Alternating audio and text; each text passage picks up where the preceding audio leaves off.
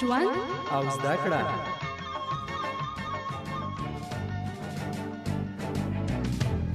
روغتیا او ژوند.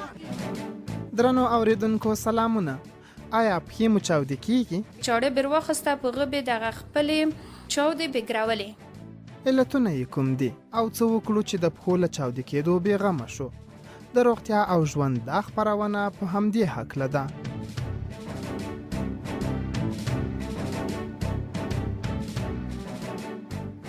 د انسان پښې قوي تلې او پوندې لري چې د بدن د نورو برخو تر پوستکي پیاوړی او قوي دی. پر پښو د بدن ټول زور راځي. پښې له خاورو دوړو سره مخامخ کیږي او کله کله ځینې روغتیایي ستونزې ورته پیدا کیږي چې یو یې هم د پښو په تیره بیا د پوندو چاودې کېدل دي. د پښو ځینې چاودې وړې وي او ډېر وخت یې د تداوي په فکر کې نه یو، خو کله کله همدا وړې چاودې لویږي او که بېغوري ورسره وکړو ګڼې روغتیایي ستونزې راته پیدا کولی شي. زما نام جیهون دی، د هرات ولایت یم. پښې مې وچ موسم کې چاودل کېږي. مکتب ته چې تللم ډېر مشکلات پیدا کېدل. خپل د پښو د پنجو سره تللم، پوندې مې نه وشوه لګولی په مځکه. درد ډېر شدید و. نوم مې رزما ده او د هرات ولایت. پونده نشم لګولی د درده. چاودې کېږي، وینې کوي، یا کله چې اوداس کوم لندې شي ډېرې پښې مې سوزش کوي. اجولی جان یم، د لښکرګاه یم، وینې کېدې په ژمي کې یو ژمی بل ژمی. نوم مې اسامدین ولایت بادغیس. پښې مې وچې څپلیو به شوې چاودېږي چاودې شوې ده. اوس هم ګوره چې ګرځم در چاودې سره څه کېږي به درد کوي به سوز کوي. د کابل ښار په عاجل ابن سینا روغتون کې د پوستکي یا جلدي ناروغیو د متخصص ډاکټر محمدعارف امامزاده په نظر که چاودې پرمختللې وي د نورو ناروغیو سبب هم کېدای شي. که چیرې دغه حالت پیشرفت وکړي، یعنی دا په دې معنی چې پوستکی له منځه تللی خپله داخلي وجود د بیرون محیط سره په تماس کې د وینې کېږي او نور میکروبونه هم داخل د وجود ته داخلیږي. د بعضې امراضو سبب کېږي چې حتی د مننجیت سبب کېږي، پوندې یا تلې ډېر خرق کوي. او که چیرې د وچوالي نه د چاودېدو سبب کېږي، کله چې شخص ګرځي ډېر شدید درد منځته راځي چې حتی د ګرځېدو نه مخنیوی کوي. دا د فزیکي کار فعالیت هم جلوګیري کوي.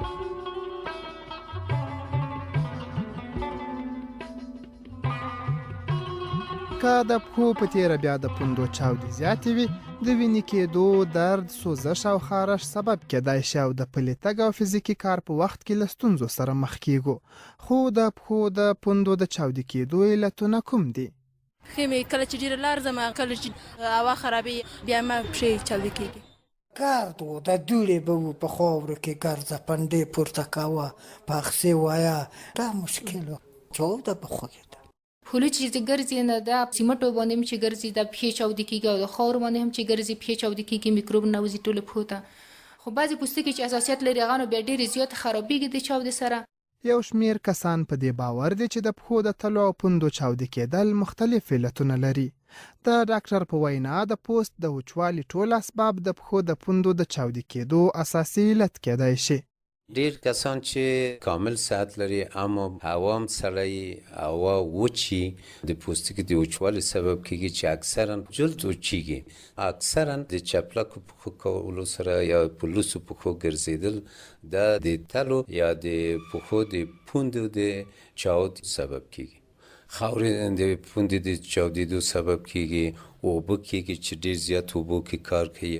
دا کسان زیات مخامخ د پوندو د چاودېدو سره.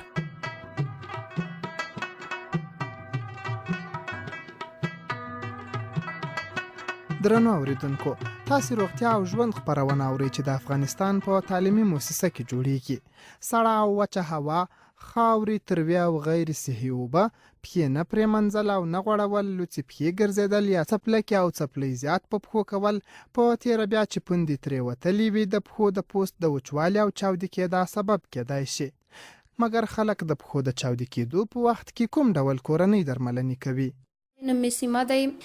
موږ نږدې همسایه وو. چاړه بر واخسته په غبې دغه خپلې چاودې بګراولې.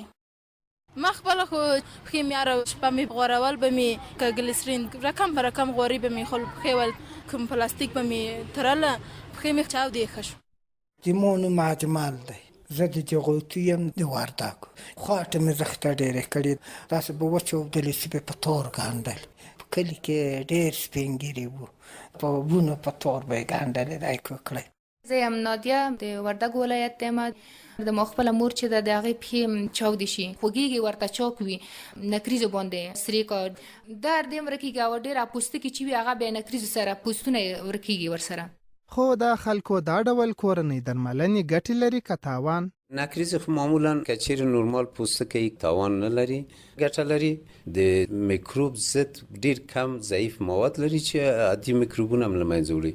منتها که چیرې د پښو تلې یا پوندې ډیر ژور او عمیق درزونه ولري، په دغه حالت کې بیا ضرر په دې لري چې هغه تخریش کیږي او نورم د زخم د منځته راتلو سبب کیږي. پیشرفته حالت کې د استفاده کوي او په تار او پستن ګنډل دا ډیر غلط کار ده، د نورو امراضو د منځته راتلو سبب کیږي. زیتون غوړي کولی شي چې استفاده وکړي. که چیرې چاود ډیر زیات عمیق نو لیمو که استعمالوي نو تخریش کیږي. که چیرې سطحي چاود ولري کیدای شي چې هغه بیا ورته ګټه لري. ګریس هم که چیرې سطحي وي ډیر ښه ده، ګټه لري. واسلین او ګلیسرین چې ګټي دا ټول مفید شیان دي. منتها که چیرې چاود پیشرفته نو د ګریسونه د لږ مخنیوی وکړي چې کیدای شي چې کوم یعنی نورم زخم زیات نه کړي. که چیرې هغه ډیر زیات عمیق وي دا چاود، بیا د ډاکټر په مشوره د کار وکړي، دا ډیر ښه ده، ګټه لري ورته.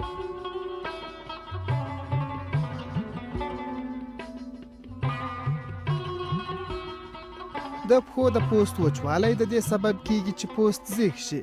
هر څومره چې د پوست زیږوالی زیات شي هم دومره پوټکي اچوي، تخریبیږي، خاورې، دوړې او میکروبونه زیات ځای ورکې نیسي او پښې چاودې کیږي.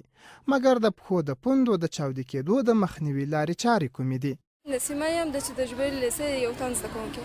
نظافت مراعات کوم، 5 وخت لمونځ ادا کوم او د اودس په طریقه پښې مینځم او جوراب په دې واسطه استفاده کوم چې د ګرد او خاک څخه زما پښې ته مخنیوی کوي. محمدعارف شیرزادم د سیلابات ولسوالۍ. موږ خپله دکاني کوو. د ځمکې کاله کول، د کچالیو ایښول او د جوارو کرل او د ځمکې کارونه، د یو باغ د بغو کې موږ خپل کار کوو. خلو ته نه ګرځم. د کار دپاره د موضوع نه کار اخلو، د جرابلو نه کار اخلو، ځکه د خاورو نه د دوړو نه ساتل کیږي او شګې، شیشې، یغزي د هغو څخه هم ساتل وي او د دوړو د چاودو نه هم ساتل شوي. کله چې بیا کار نه راشو بیا پښې مینځو، جراب لږ مینځو او کله چې د موږ بوټو موضوع ته خاورې ولوي بیا یې مینځو، موږ لمر ته یږدو وچي. دغه منی موسم کې کوشش کوم چې د داس پایزان استفاده وکړم چې تلای نرم وي او پټ وي، بسته وي. جراب له مرسب وکړم. مخبله چې تجربه کړې خاورې چې ورنشي پوند ته د چاود نه مخنیوي کېدلی شي. زه فضل عظیم چې ما پښې چاودې کېدې، څه هغه وقایوي تدابیر مې ونیول. ډاکټر صاحب ته ورغلم چې مخصوص د جلدي امراض دی، 2 ملهمونه ولیکل، دا دواړه سره ګډېدل چې د پښې نرم شي. په تودو اوبو کې مې د 2 دقیقو دپاره کېښودې، سنګې پایو کیسه اوبه د شان مې ښې زیاتې وموښلې، خیرې او چاودې مودې پاکې لاړلې په لاسو رازو کې او هغه چاودې بېرته سره ورغلې او سمې شوې. بیا د ډاکټر صاحب هغه ویلې چې ته به جراب له دایمي توګه پوه کوې، پښې بله به نه ځي او په خاورې کې به هم نه ګرځي.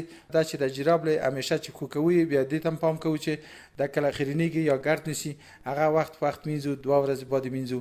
داسې بوټونه پوه کوو چې هغه منځ کې ګرد ورننوځي. که بالفرض ګرد یا خاورې منځ ته ورننوځي، زر هغه څنډواهو ټکوي او بېرته پاکوي. زما چاودې ښې دي د پښو. د شپې له خوا په واسلینو کې ګلیسرین ګډ شي او په هغې باندې خپلې پښې غوړې کړو. بیا سهار ته چې راجګېږو پښې ډېرې ښې پاک صفا او نرمې وي. په صابون سره پاک صفا کیسه کړو، ښې پاک صفا یې ومینځو، ځکه که چېرته موږ دا ونه مینځو هغه غوړې وي. بیا هم اگر د خاک نور هم کې راکش کوي او ننوځي پکې. په شیرګرمو اوبو د ښه نتیجه ورکوي او ما خپل هم کړي دي. چاودې وي اکثره خو هغسې چاودې نه وي، هغه ډېر سړی چې په زحمت او په تکلیف وي. چاودی ورو ورسره کمیږي او ختمیږي. د کابل ښار په جلب ابن سینا روغتون کې موظف ډاکټر محمد عظیم صمیم هم د پښو د پوست پاکوالی، نرم ساتل او ځینې نور ټکي د چاودو د مخنیوي لپاره مهم ګڼي. هغه خلک چې دوی په دوړو په خاورو کې کارونه کوي، په خټو کې وختلو او یا هم په مځکو کې کار وکړلو، مجبوري ده چې په دغه کارونو کې باید مشغول وي. خو کله چې د کار نه فارغ شو په هغه وخت کې دوی باید خپل خپې په شیرګرمو اوبو یا تمړو اوبو کې د 15 منټو دپاره صابون ور باندې ووهي، هغې نه وروسته یې په اوبو کې وساتي، پاکې په صابون باندې پرېمینځي. د هغې نه وروسته خپل خپې په روغانیاتو باندې، په وسلینو باندې دوی غوړې کړي او جراب به واغوندي هم به د میکروبونو څخه محفوظ وي او هم به د پوندو د چاودېدو څخه جلوګیري کیږي بر علاوه د هغې نه کوشش دا وکړي چې لوڅو پښو باید ونه ګرځي او هغه خلک چې دوی چپړکې استفاده کوي د هغې څخه استفاده باید ونه کړي په جای باندې بوټ استفاده کړي او کوم وخت چې په بوټ کې د دوی د خاورو دوړو کاڼي تیږې لویږي هغه د په اول پاک کې خپل بوټ د دوی چک کړي نه بعد د ورسته خپل بوټونه واغوندي د چاودو خپو څخه به جلوګیري کیږي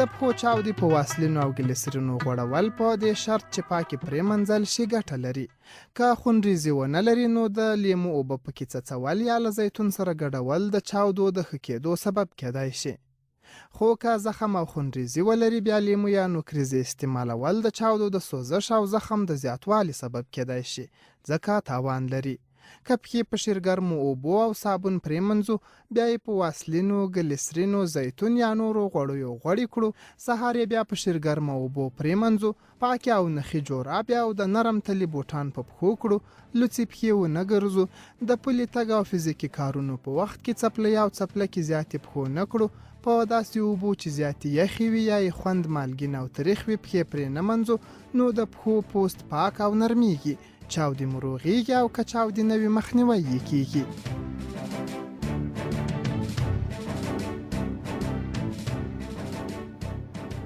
درنو اورېدونکو د روغتیا او ژوند دا خپرونه زموږ همکار محمدعارف رحیمي د افغانستان په تعلیمي مؤسسه کې لیکلې او جوړه کړې وه چې ما نقیب احمد عزیزي درته وړاندې کړه